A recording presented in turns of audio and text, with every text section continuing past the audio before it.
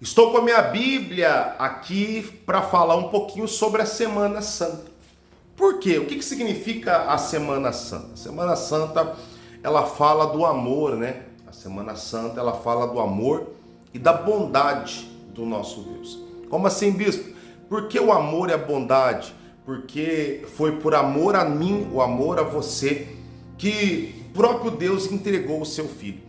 Entregou o seu Filho unigênito para que todos que nele crê não pereçam, né, mas tenham uma vida eterna. O próprio livro de Romanos fala assim que se ele entregou o seu Filho, ele não nos dará junto com ele todas as outras coisas.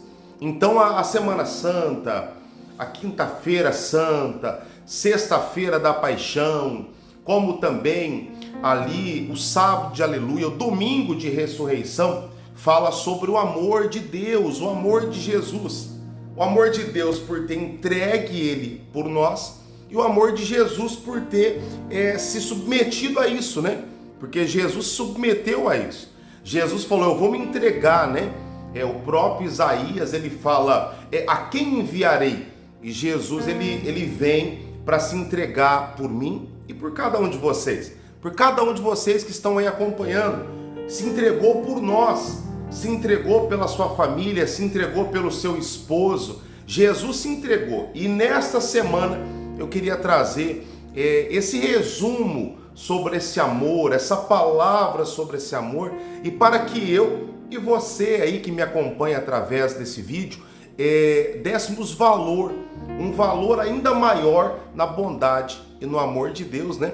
A qual ele disse ali no livro de João 19, versículo 30, ele fala assim: quando, pois, Jesus tomou o vinagre, disse, está consumado, e inclinando a cabeça, rendeu o seu espírito.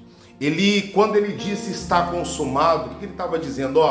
Eu estou concluindo o meu amor, eu estou concluindo o meu sacrifício, a minha bondade, que eu estou realizando em favor do amor daqueles que se rendem a mim, daqueles que depositam em mim a sua confiança, aqueles que me aceitam como único e suficiente Salvador. A Semana Santa é uma semana de muita reflexão.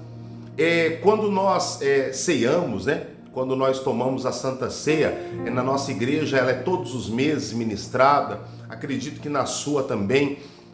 Bispo, eu sou católico e a ceia é celebrada todos os domingos, independente de qual a frequência que a ceia ela é ministrada na sua igreja, a ceia ela serve como lembrança, né?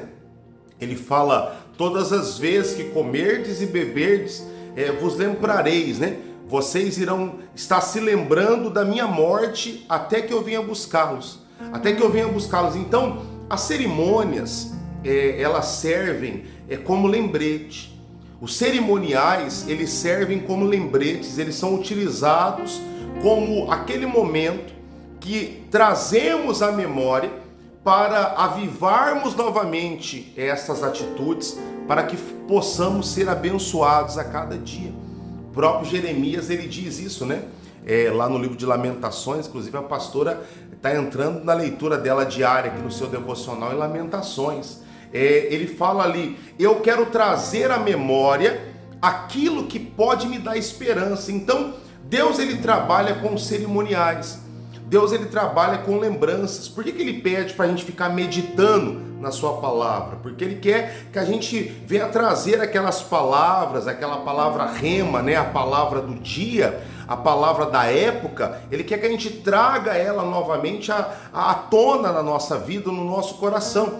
Ele quer que a palavra seja viva, né? Ele quer que a palavra ela esteja sendo vivificada a cada momento da nossa vida. E os cerimoniais, como nós temos, né, a Semana Santa, ele serve para isso, para você se lembrar que Jesus foi traído, para você se lembrar que Jesus ele foi negado por Pedro e Jesus o perdoou. Jesus o perdoou e usou ele de uma maneira extraordinária como base e alicerce do início da igreja, que era o caminho conhecido na época. A igreja pioneira, a primeira igreja de Cristo, ela teve como base Pedro e os apóstolos. Mas eles pecaram, eles falharam. Mas Jesus teve misericórdia, Jesus os perdoou, deu uma nova oportunidade a eles. A Semana Santa, ela traz à memória a entrega de Jesus na cruz, a oração que ele fez. Ele disse: Pai, perdoa, eles não sabem o que fazem. Pai, eu quero que o Senhor perdoe eles. A Semana Santa, ela levando para a parte da crucificação, ela nos faz lembrar daqueles homens que foram um crucificado à direita, outro crucificado à esquerda de Jesus. Homens que mostram que um reconhece, um admite que ele é rei e é recebido sobre a vida dele, foi determinado por Jesus sobre a vida dele, a salvação, a vida eterna. E o outro foi aquele que desprezou. E assim nós temos dois tipos de pessoas: pessoas que reconhecem e pessoas que negam. Na crucificação, momentos antes, nós lembramos de Barrabás. Barrabás era o culpado, Barrabás era o dono daquela cruz. E por causa disso, Barrabás representa a mim e representa a você. Barrabás representa a todos nós. Barrabás, ele era o proprietário daquela cruz, mas aquela cruz foi entregue para mim, foi entregue para você, foi entregue por nós a Jesus Cristo. Jesus pegou aquela dívida, Jesus pegou aquela cruz, pegou aquele sofrimento e colocou sobre os seus ombros, e ele morreu em nosso lugar. Então nós temos que tomar posse disso. Nós temos que tomar posse disso e nos lembrarmos e a cada dia adorarmos. Como diz o Salmo 150, né? O Salmo 150 é o último salmo da nossa Bíblia. E ele fala assim, é muito bonito, ele encerra assim, né, o Salmo 150. Ele fala assim, todo ser que respira louve ao Senhor. Aleluia. O último versículo do Salmo 150, ele fala: todo ser que respira, louve ao Senhor. Nós temos que louvá-lo, nós temos que exaltá-lo, temos que agradecer a Ele, porque Ele se entregou em nosso lugar, Ele morreu em nosso lugar, Ele morreu no seu lugar, no meu lugar, no da nossa família. Aquela maldição era minha, aquela maldição era sua, mas Ele, por nos amar tanto, com o seu plano desde Gênesis até Apocalipse, com o seu plano de redenção, o seu plano de nos recuperar para Ele, fez que o seu Filho morresse em nosso lugar. Numa semana como essa que estamos vivendo, ou em outra, se você está me acompanhando em outra época aí que passou a Semana Santa, foi numa semana como essa. Foi numa... bispo, mas a data foi essa, a data é precisa. Não, esqueça a data, esqueça a precisão, esqueça. Muitas pessoas brigam por causa da data que Jesus nasceu. Ele não nasceu nessa data, mas ele nasceu. Deixa de ser religioso. Uma época ele nasceu. Mas a Semana Santa não é essa. Ela é um pouco mais à frente, é um pouco mais atrás. Esqueça a religiosidade. Numa semana, seja nessa que estamos vivendo, ou em outra época, uma vez ele teve o seu martírio, uma vez ele foi levado ao Gólgota, uma vez ele foi levantado numa cruz e morreu por mim e por você.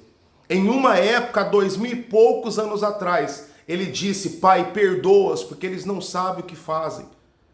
Nós temos que deixar a religiosidade de lado, nós temos que deixar os pormenores de lado, e se lembrar que Jesus, o Salvador, o Santo, morreu em nosso lugar. E essa data é uma data precisa, é uma data, podemos dizer, eficaz para que possamos lembrar esse ato de entrega, esse ato de amor e também de exaltação. Porque no domingo, no terceiro dia, ele ressuscitou, está sentado à direita de Deus Pai Todo-Poderoso. E hoje ele é o nosso sumo sacerdote.